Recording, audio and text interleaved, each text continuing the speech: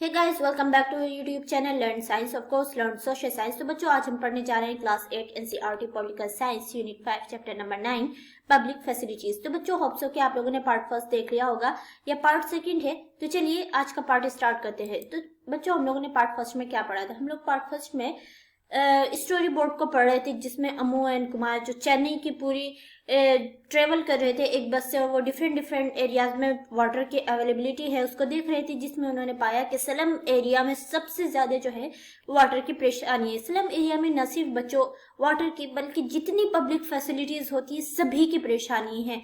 तो चलिए आज हम लोगों ने वहां पे स्टोरी बोर्ड में सिर्फ वाटर को पढ़ा। अब हम वाटर को as a part of the fundamental right to life पढ़ेंगे कि क्या पानी हमारे फंडामेंटल राइट टू लाइफ का हिस्सा है, क्या मतलब ये हमारे कॉन्स्टिट्यूशन में बताया गया है, इसको राइट टू लाइफ में ये भी इंक्लूडेड है। क्योंकि बच्चों, राइट टू लाइफ हम लोग जैसे कि पढ़ रहे हैं कि राइट टू लाइफ में न सिर्फ जिंदगी का हक बल्कि जिंदगी गुजारने के लिए जितनी चीजों की जरूरत होती है, जैसे कि हम लोगों ने चैप्टर 5 में पढ़ा था राइट टू लाइवलीहुड, और हम लोगों ने राइट टू फूड पढ़ा था, जिसके बाद जो है मिड डे मील स्टार्ट हुआ था, मिड डे मील की स्कीम स्टार्ट हुई थी।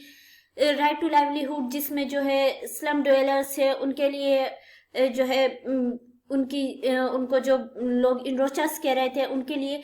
तो इस तरह करके हम लोगों ने राइट टू लाइफ में बहुत सारी चीजें पढ़ी थी, जो कि हमारे कॉन्स्टिट्यूशन के कौन सा आर्टिकल है बच्चों? Yes, article 21। हम लोगों ने इसको पहले भी पढ़ा था, और तकरीबन हम अपने पॉलिटिकल साइंस के अक्सर चैप्टर में जो है राइट टू लाइफ को पढ़ते आ रहे हैं। तो चलिए अब देख लेते हैं क्या वाटर भी राइट टू लाइफ में इंक्लूडेड है। Water is essential for life and for good health. तो बच्चों, एज वी नो, ये कोई बताने वाली बात नहीं कि पानी हमें जिंदा रहने के लिए कितना ज्यादा जरूरी है, गुड हेल्थ के लिए कितना ज्यादा जरूरी है। जिन लोगों के अंदर पानी की कमी होती है, आप सब जानते हैं कि कितनी प्रॉब्लम्स होती हैं। जो लोग पानी कम पीते हैं उनको भी बहुत ज्यादा डिफरेंट स्किन की प्रॉब्लम्स हो जाती हैं, और बहुत सारी प्रॉब्लम, उनके चेहरे पर वो ग्लो नहीं रहता। तो इसलिए आप लोग ग्लो चाहते हैं तो पानी पीजिए। ओके, तो चलिए यहाँ पे अब मैंने आपको एक ब्यूटी टिप भी दे दी। Not only it is necessary for us to be able to meet our daily needs, but safe drinking water can prevent many water related disease.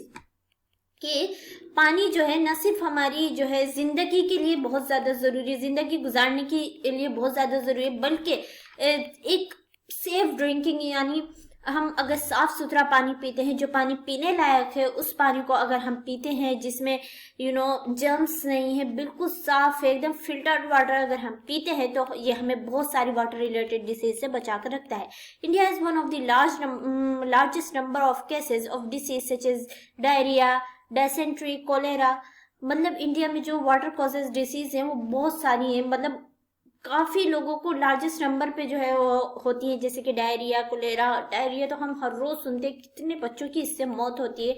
Everyday newspaper में जो है हम लोग देखते हैं एक एक जगह पे 5-5, 10-10 बच्चों की इससे मौत हो जाती है।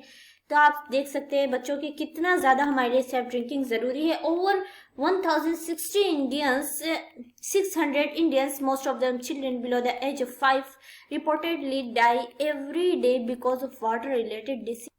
तकरीबन 1600 से ज्यादा इंडियंस, जिनमें से बहुत सारे जिनमें से अक्सर जो है बच्चे हैं जिनकी उम्र 5 साल से भी कम है, वो लोग जो है एवरी डे मरते हैं। किसकी वजह से? वाटर रिलेटेड डिजीज की वजह से।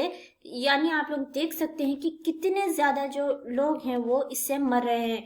This deaths can be prevented if people have access to safe drinking water. और इन डेथ से बचा जा सकता है, या इनके आंकड़ों को कम किया जा सकता है, या फिर खत्म ही किया जा सकता है अगर लोगों तक जो है सेफ ड्रिंकिंग वाटर की जो है पहुंच हो सके, यानी ऐसे पानी की जो कि पीने के लिए सेफ हो। The Constitution of India recognizes the right to water as being a part of the right to life under Article 21। तो चलिए बच्चों, देखिए वही बात आ गई कि हमारे इंडिया के कॉन्स्टिट्यूशन ने इस बात को रिकॉग्नाइज करवाया है कि वाटर जो है as a part of the right to life जो है अंडर आर्टिकल 21 के अंदर है।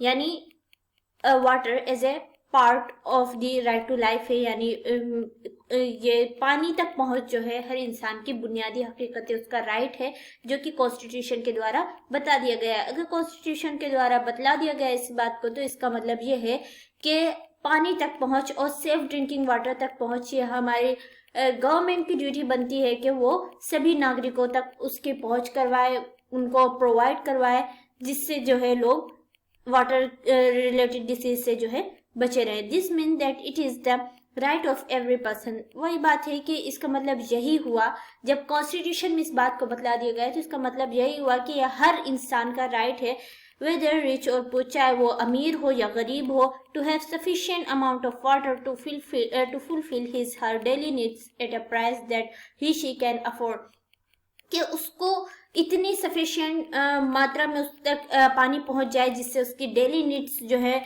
पूरी हो सके, एक ऐसे प्राइस पे जो वो अफोर्ड कर सके। इट मीन्स अफोर्डेबल प्राइस पे जो है उनको वाटर तक उनको सफिशिएंट अमाउंट में वाटर पहुंच सके। In other words there should be universal access to water. दूसरे अगर शब्दों में कहा जाए तो ये यूनिवर्सल एक्सेस ऑफ वाटर जो है जरूरी है, यानी पूरी दुनिया में लोगों को जो है पानी की जरूरत है। There have been several court cases in which both the High Courts and the Supreme Court have held that the right to safe drinking water is a fundamental right. ऐसे बहुत सारे केसेस हैं जिनमें हाई कोर्ट्स और supreme court दोनों ही इस बात को बतला चुके हैं, कह चुके हैं कि safe drinking water is a fundamental right. In 2007, the Andhra Pradesh High Court restricted this while hearing a case based on a letter written by a villager of Mehboob Nagar district on the contamination of drinking water. कि अब यहाँ पे आपको एक example के द्वारा समझाया जा रहा है कि 2007 में आंध्र प्रदेश की कोर्ट ने इस बात को कहा था, जबकि उसने एक केस की सुनवाई चल रही थी जो कि एक महबूब नगर के एक विलेजर के द्वारा उसने एक खत के द्वारा इस केस को पहुंचाया था या सुप्रीम कोर्ट में अपील की थी।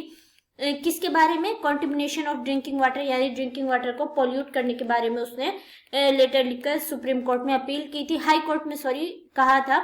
The villagers' complaint was that a textile company was discharging poisonous chemical into a stream near his village. Villager की कंप्लेंट ये थी कि एक टेक्सटाइल कंपनी जो है जहरीले केमिकल्स जो है उनके गांव के पास जो नदी है उसमें वो डिस्चार्ज कर रही है, कॉन्टिमिनेटिंग ग्राउंड वाटर, जो उनके ग्राउंड वाटर को जो है पॉल्यूट कर रहा है, which was the source of irrigation and drinking water, जो कि उनके सोर्स ऑफ इरीगेशन यानी उसी से वो लोग खेती का काम करते हैं, जुताई का काम करते हैं और ड्रिंकिंग में भी यूज करते हैं। द जजेस directed the Mahabubnagar district collector to supply 25 litre of water to each person in the village.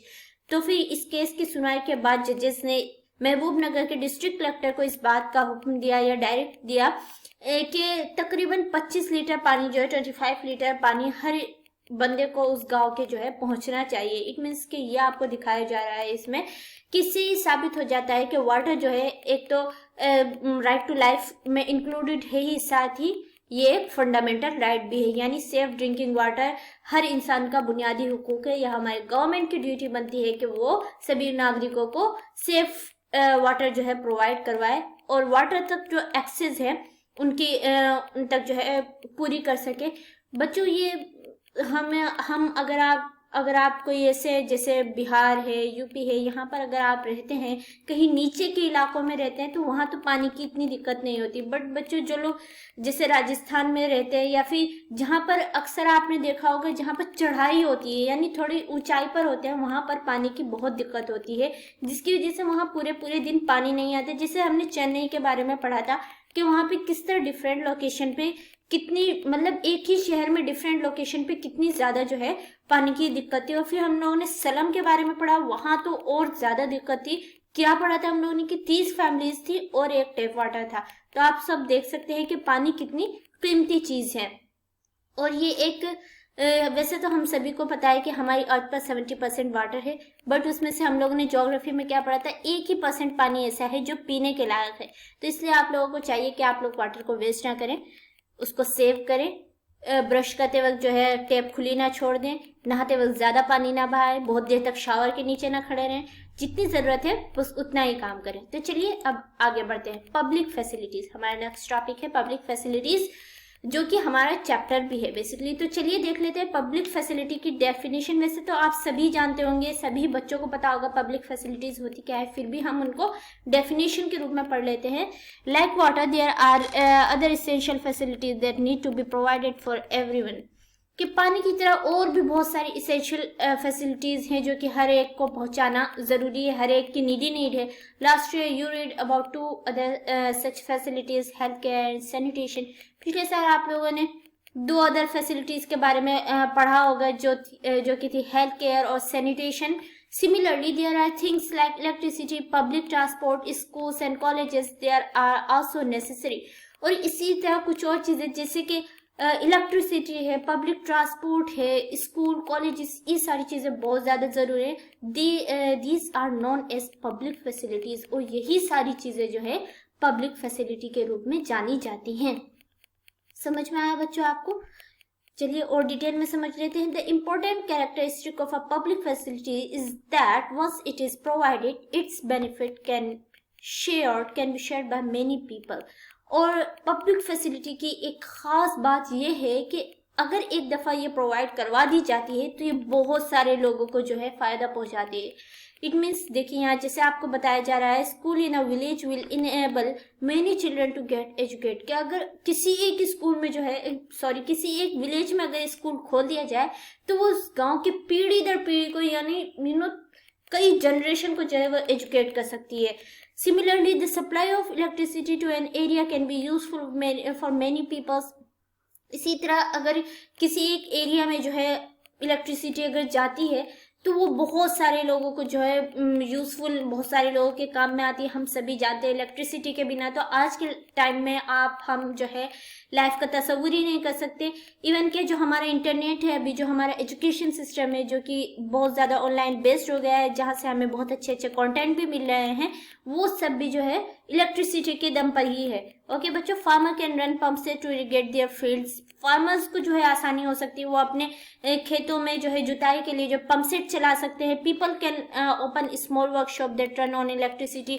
लोग जो है छोटी छोटी वर्कशॉप्स खोल सकते हैं जो कि इलेक्ट्रिसिटी से चलती है. Students will find it easier to study and most people in the village will benefit in same way or the other.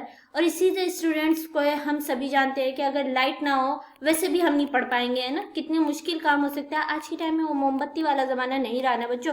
आँख भी ख़राब हो जाती है हल्की लाइट में पढ़ने से. तो स्टूडेंट्स को भी आसानी हो सकती है और विलेज में लोगों को बहुत इसी तरीके से जो है या फिर दूसरे तरीके से लोग जो है कई तरीक़ों से इस्तेमाल करके जो है लाइट का इस्तेमाल कर सकते हैं. तो बच्चों आज के टाइम पे तो मतलब हम लोगों को ऐसा लगता है कि बिना लाइट के ये हमारी बुक में क्या लिखा है, लेकिन बच्चों आज भी ऐसे बहुत सारे विलेजेस हैं, एक नहीं दो नहीं बल्कि कई सारे ऐसे विलेजेस हैं जहाँ पे अभी तक लाइट नहीं पहुँची है.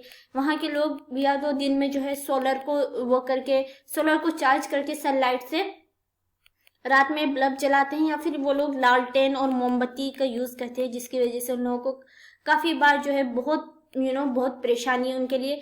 रात का टाइम बहुत हार्ड गुजरता है, हर चीज़ कोई भी चीज़ ढूंढने में, और पढ़ाई तो आप बिल्कुल ही नहीं कर सकते, इतना अंधेरा होता है.